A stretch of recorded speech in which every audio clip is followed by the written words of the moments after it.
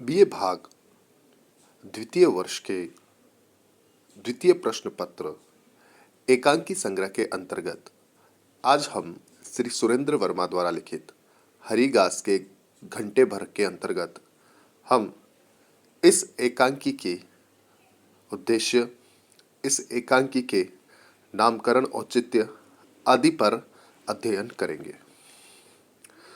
सुरेंद्र वर्मा अंतर्विश्लेषण और सूक्ष्म सौंदर्य बोध के नए नाटककार और एकांकीकार है। इनके द्वारा रचित एकांकियों में मानवीय संवेदना के चित्र जहां दिखाई पड़ते हैं, वही सामाजिक चेतना भी मुखर रूप से उभरी है। इनके साथ ही इन्होंने अपने एकांकियों में मानव मन की स्थितियों का भी स्वाभाविक चित्रण किया है। इस दृष्टि से यदि देखा जाए तो हरी घास पर घंटे भर इनका एकांकी मानव मन की विभिन्न अवस्थाओं में उसके मन की स्थितियों को ही रूपायित करने वाला नवशिल्प प्रयोग के आधार पर एक समर्थ और सशक्त एकांकी है।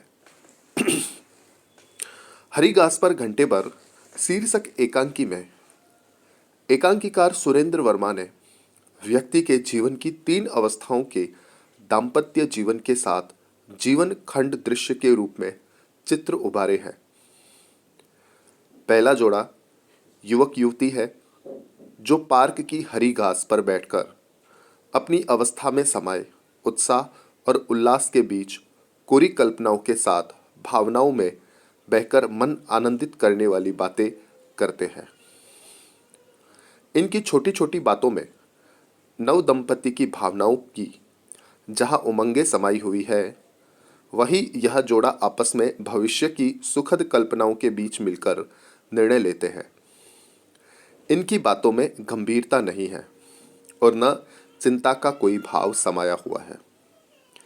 इनकी बातें जीवन के यथार्थ से दूर मनमोहक कल्पनाओं पर ही आधारित होती है।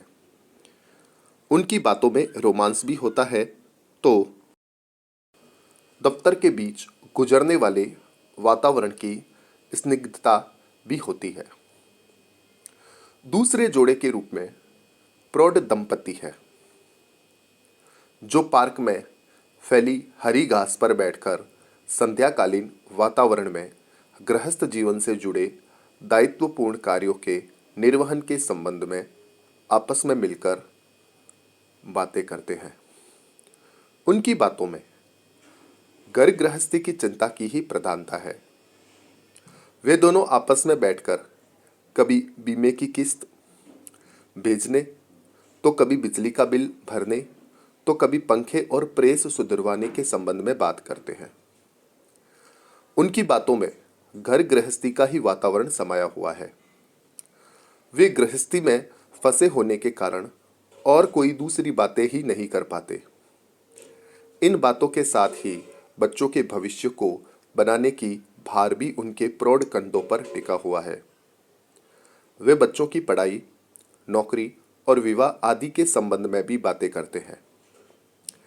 इसके साथ वे जिंदगी की व्यवस्था को भी अच्छी तरह समझते हैं। गृहस्थ जीवन में आने वाली कठिनाइयां, संतान के भविष्य निर्माण आदि ही बातें उनकी बातों का विषय होता है।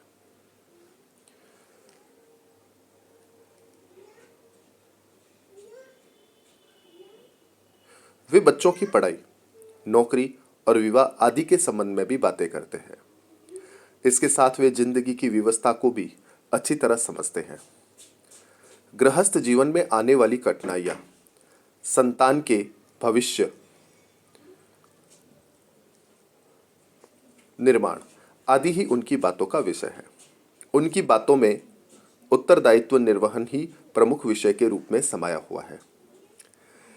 इसके साथ ही उसी पार्क में संध्याकालीन वेला में एक अन्य स्थल पर बैठा हुआ तीसरा जोड़ा है जो वृद्धा अवस्था में जीवन के अंतिम काल को भोग रहा है। उनका यह संध्या काल संध्या का प्रतीक बना हुआ है। वे अपने जमाने के संस्कारों, विचारधाराओं के संबंध में आपस में बातचीत करते हैं। उन्हें वर्तमान परिवेश में ना तो उनका जमाना दिखाई दे रहा है और ना उनके द्वारा भोगे हुए संस्कार। इसके साथ ही वे अपनी शारीरिक निर्बल स्थिति, बीमारी आदि के संबंध में बातचीत करते हुए दिखाई पड़ते हैं। यदि उन्हें कहीं से निमंत्रण मिलता है तो उस निमंत्रण में शामिल होने के संबंध में विचार करते हैं। वे दोनों